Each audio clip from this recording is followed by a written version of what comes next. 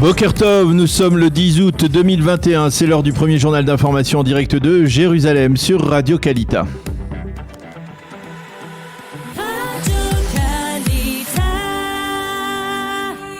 Direction nos studios à Jérusalem avec notre correspondant Daniel Haïk. Daniel, bonjour. Alors nous commençons ce journal avec des données toujours plus préoccupantes en Israël autour de la propagation du Covid-19.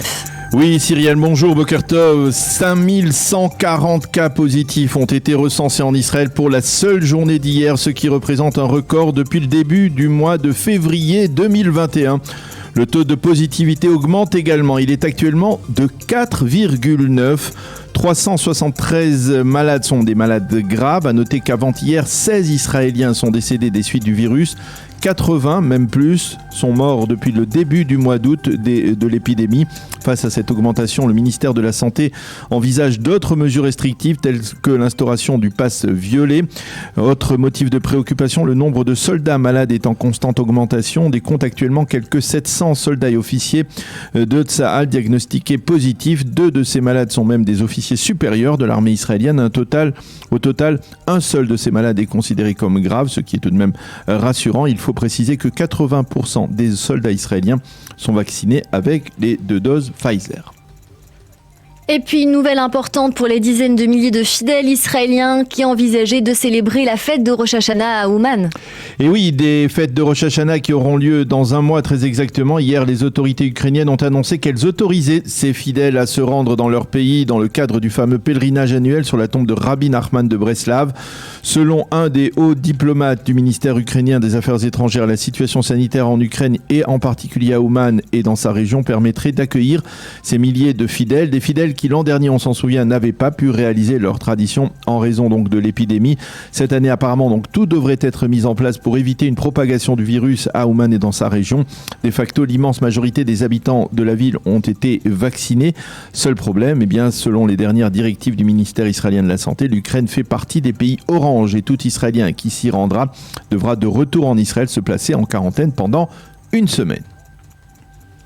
Et une tentative d'attentat terroriste la nuit dernière dans la région de la localité de Itzhar au nord de la Samarie. Oui, une patrouille de Tsahal a déjoué un attentat au couteau. Selon un communiqué du porte-parole de l'armée israélienne, les soldats ont identifié vers 1h du matin une Palestinienne suspecte près du carrefour de Itzhar.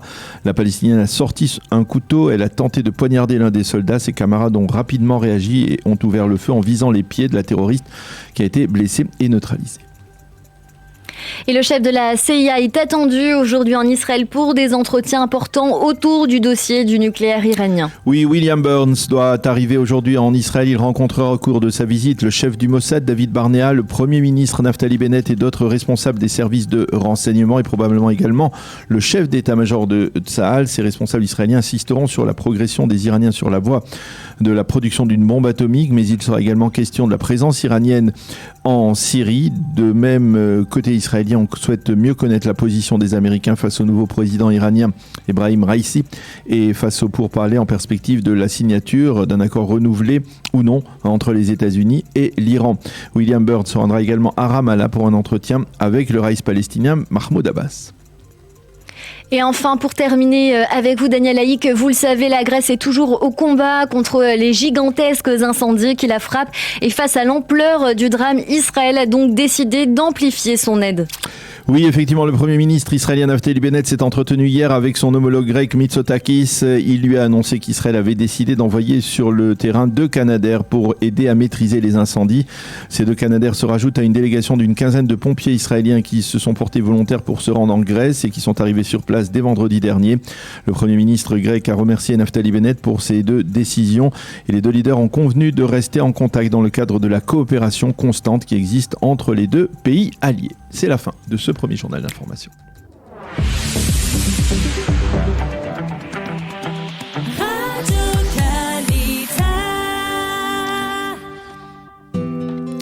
Une page météo pour vous dire que le temps, vous l'avez remarqué, est toujours ensoleillé avec bien entendu une petite baisse des températures par rapport à la semaine dernière ou aux 2 dernières semaines de canicule. Le temps reste donc ensoleillé sans grand changement. Il fera à Jérusalem aujourd'hui 31 degrés, 30 à Tel Aviv et 40 degrés à Eilat.